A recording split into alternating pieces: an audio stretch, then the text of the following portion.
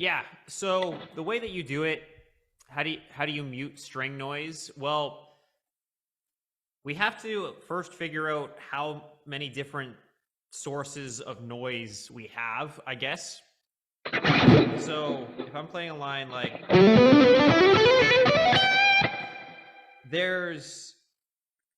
we risk having noise from these strings as I play, right? So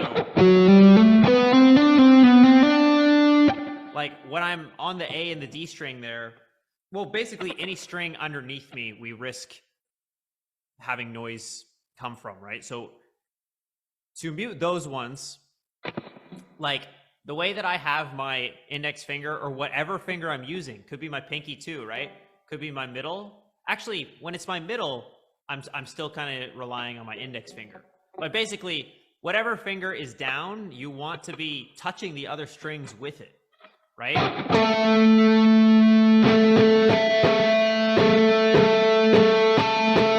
So we can hear that and we can see that I'm strumming every string.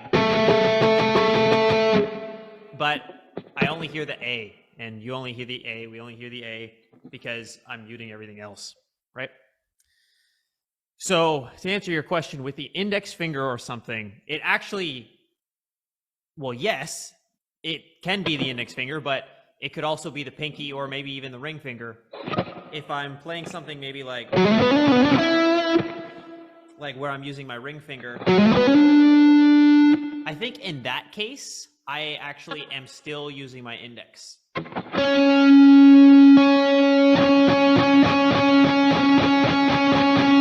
But with this case with this case specifically, I actually am not muting the E string at all. So I can't strum all the strings because there's nothing there to prevent the E string from ringing out.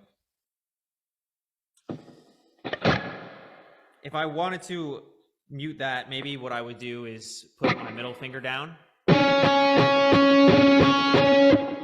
But if you're playing a quick legato line, you know,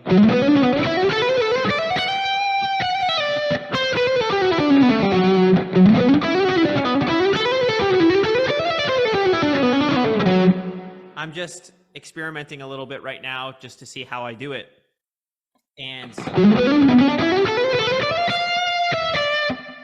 I am using my right hand to touch pretty much all of the strings.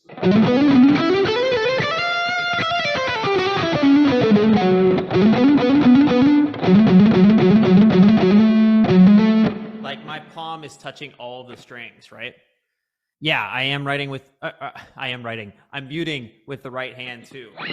So because again, you know, what I said at the start here is we need to be aware of all the sources of noise.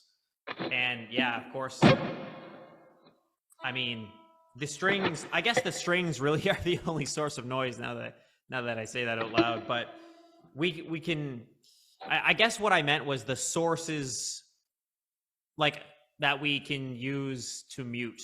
What is the best way to phrase this? Our muting sources, I guess. Because we have a lot, right? For example, this is a source of muting, using your finger to touch another string. Like this would be a muting source. And then this way, like that's another muting source. And then another muting source is using the right hand. Right? So there are 3 different sources. We have 3 different tools that we can use. That's a better word. There are 3 different tools that we can use to mute.